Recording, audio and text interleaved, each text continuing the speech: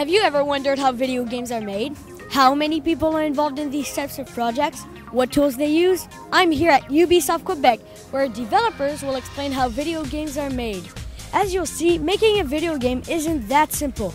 We're here just in time because they're actually in the process of developing a new game as we speak, Battle of Giants Dragons, which takes us into the fantasy world of these legendary creatures. Follow me for a rare peek into the backrooms of Ubisoft.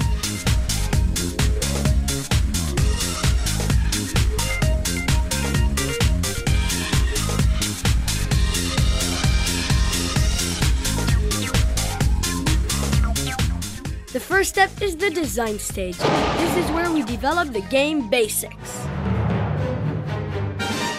Could you tell us what a creative director does?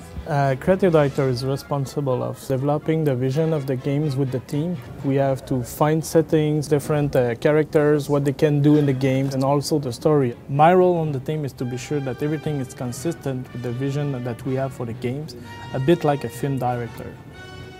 Cool. What do you do on the game? I'm a game designer on the project. How do you come up with these ideas? Well, basically we try to get inspiration from everything, basically. Books, mythology, movies. We even ask gamers such as yourself for these ideas, and we even ask them to create drawings and stuff like that and send them to us and use that as inspiration to make our games. So how long does this stage take to complete? This stage takes about 20 to 25% of the entire project. It's usually a small group of people. Maybe 5 or 6 people on the project. Thank you. And now we move on to pre-production. Hi Philip, could you tell us what is pre-production? Well, at pre-production, the team starts growing. We include all the programmers and also we include some artists. With that team, we take the design documents and then we start building like a part of the game that represents as accurately as possible the whole game. It's going to give us statistics to know how long it's going to take to make that game and how big the game's going to be. Why did you choose the Nintendo DS for the game? First of all, it's portable. We really like the fact that it's a touchscreen platform and it enables you to control directly your character instead of pushing buttons. Also, a very cool thing about the DS is that it's wireless, so you can play with your friends in multiplayer.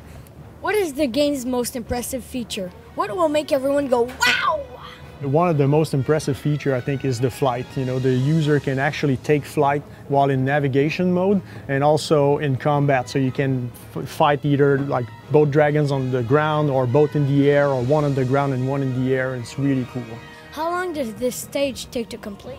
The pre-production normally takes about a quarter of the time it takes to make a game. Thanks a lot. The next step is the production stage. At this point, the team expands to include the largest amount of people. Can you talk to us about the production stage? In the production stage, the team is at its maximum size.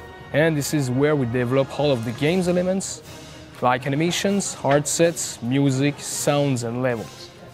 How many people are involved in the production stage? So depending on the project, there could be around 30 people, but on a really big project, there could be over 200 people. Wow, that's a lot of people. Bye! Bye! This is also the stage where the programmers write the game code. The code is computer language that makes it possible to display animation, characters, sets, as well as music, sounds, menus, and special effects. Think of it as the glue that holds the various game elements together. When all of the game elements are in place, there is only one step left, and that's quality control, where we make sure the game is at its best. That's where the testers come in. Tell us what a tester does. Do they sit around and play video games all day? Well, yes and no. We play our game a lot to make sure that the game's quality is high as possible. We have to find problems and have them fixed by the right person on our team. This type of work requires attention to details, accuracy and precision. What else is done during the quality control stage? We have to test the games in different languages so more people can enjoy the game. Thank you. That was cool. Bye! In order to make a game as good as it can be, Ubisoft invites players to play the game even before it's released, so they can test it with the public. This is the playtest stage. Hi Chantal, could you tell us what happens during the playtest stage? Hi Thomas. For the playtest, what we do is we ask gamers to come in and try out the games at our lab. We do this at every stage of the production.